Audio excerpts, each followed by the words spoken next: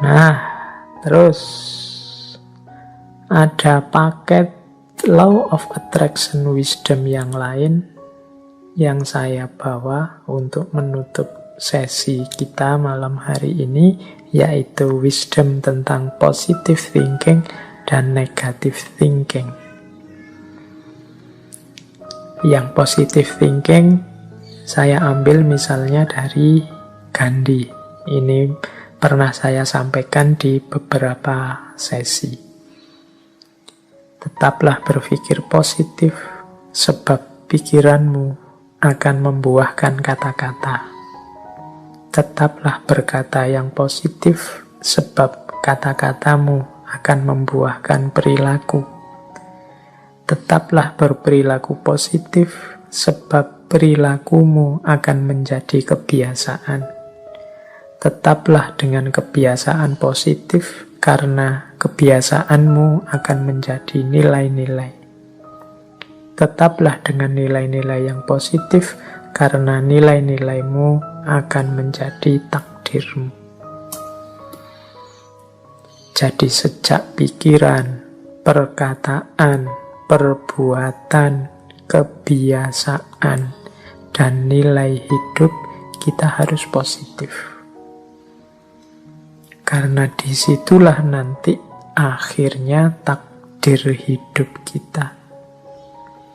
Pak, hidup kita kok sulit, Pak, hidup kita kok gelisah terus, Pak. Itu mungkin buah pikiranmu sendiri, buah perbuatanmu sendiri, buah kebiasaanmu sendiri. Sejak pikiran engkau sudah negatif, maka kebiasaanmu juga negatif, perilakumu negatif. Akhirnya kenyataan hidup atau takdir yang engkau jalani juga negatif. Ya bahasa saya tadi, فَمَا يَعْمَلْ مِثْقَالَ ذَرَّةٍ خَيْرًا يَرَهُ وَمَا يَعْمَلْ مِثْقَالَ ذَرَّةٍ شَرًّا يَرَهُ. Nah, terus itu yang positive thinking.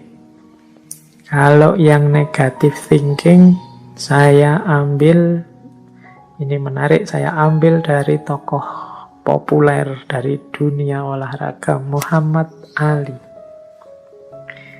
Muhammad Ali punya quote bagus untuk kita tidak berpikir negatif. Jadi Muhammad Ali punya kata mutiara tentang berpikir negatif dalam hal ketidakmungkinan.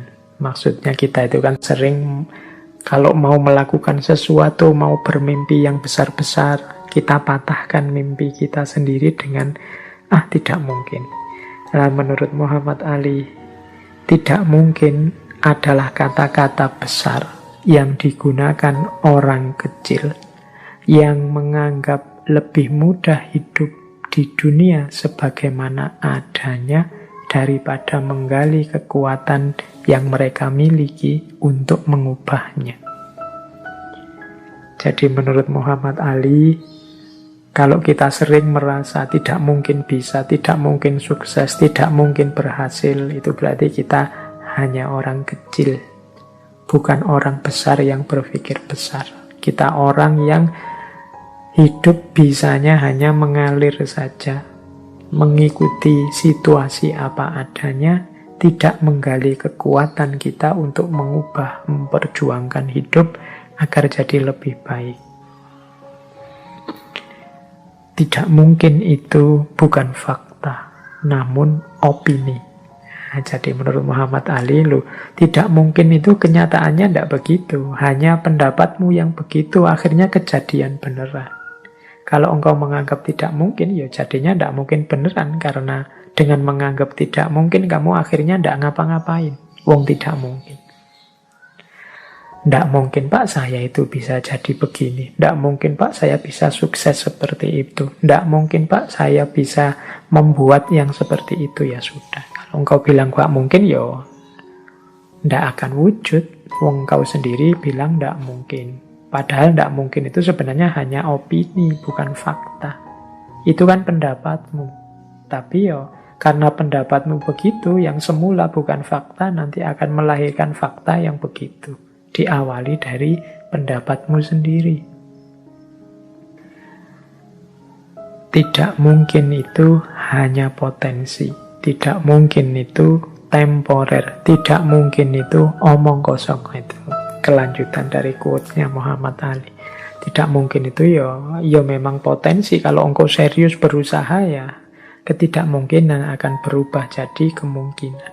Tidak mungkin itu temporer. Mungkin saat ini memang tidak mungkin. Tapi kalau engkau serius mengusahakan yang tidak mungkin bisa jadi mungkin.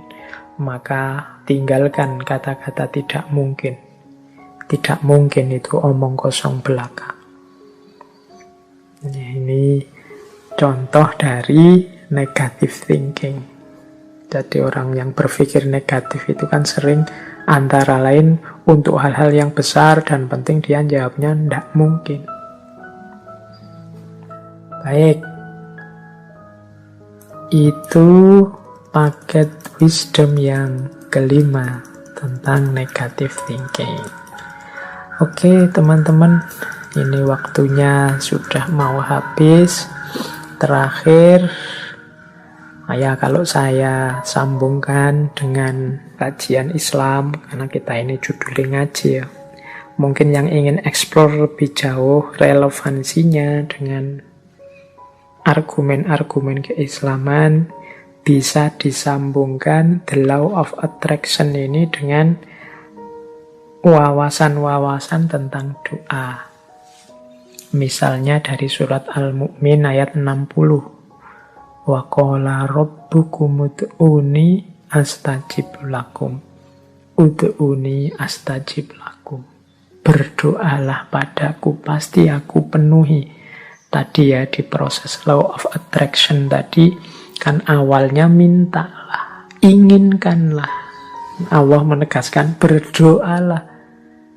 Kadang-kadang kita berdoa saja tidak berani, tidak serius, menganggapnya tidak mungkin. Padahal Allah itu sudah menegaskan ud'uni astajib lakum. Kemudian juga innallaha la yughayyiru ma biqaumin hatta yughayyiru ma bi anfusihim. Ya kalau kita tidak menginginkan perubahan, tidak mengupayakan perubahan, tidak akan ada perubahan. Ayat ini menegaskan kuncinya sebenarnya di kita. Sama seperti the law of attraction tadi, kuncinya ada di manusianya.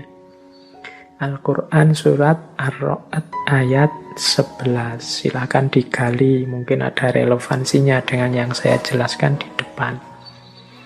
Kalau hadis, mungkin hadis riwayatnya Muslim. Silahkan dicari. Di Riyadhus Shalihin juga ada hadis ini. Dari Abu Hurairah, Rasulullah bersabda, ini hadis qudsi, yaqulullahu ta'ala, ana inda dhonni abdi bi, wa ana ma'ahu idza dzakaruni. Aku sesuai persangkaan hambaku padaku, dan aku bersamanya selama ia mengingat aku. Jadi ini sering juga dikutip ana inda dhonni abdi. Pikiran kita itulah yang nanti akan mewujud sesuai persangkaan kita.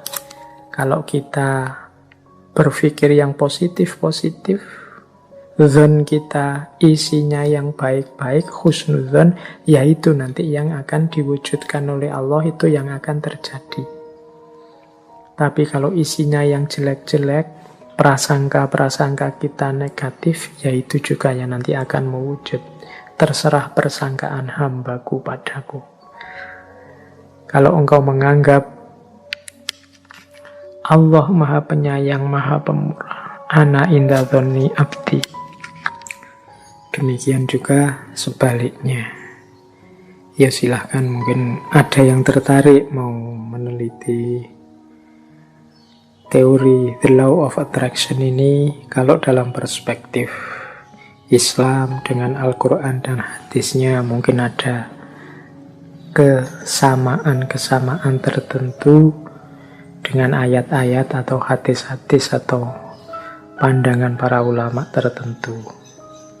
Yo, mungkin ada yang, Pak, kalau begitu apa ndak cocokologi? Kan sekarang banyak kritik-kritik kalau ada orang mengeluarkan gagasan terus disebut cocokologi. mencocok-cocokkan saja. Yo, perlu diketahui dalam ranah esoteris, dalam ranah yang lebih spiritual, kebenaran-kebenaran itu bertaut. Jadi ketemu. Isinya memang mirip dan bahkan sama. Dalam Islam ada cinta, dalam Kristen ada cinta, dalam Buddha ada cinta, dalam Hindu ada cinta, dalam khazanah peradaban-peradaban kuno ada cinta. Ini tidak bisa kemudian disebut, kalau saya membicarakan cinta kemudian menyambungkan antara tradisi Islam dengan tradisi yang lain, disebut cocokologi, karena memang kebenaran-kebenarannya bertaut, nyambung. Ya, nanti teman-teman bisa memperbandingkan. Kan kajian kita ini sudah 200-an lebih. Nah, itu di situ ada kesamaan-kesamaan, khususnya ketika mulai masuk ke ranah rohaniyah, ke ranah spiritual. Oke, yo kapan-kapan nanti kita membahas tentang esoterisme dan eksoterisme, ranah yang lebih batiniah dengan ranah yang lebih plural, beragam, ranah kenyataan.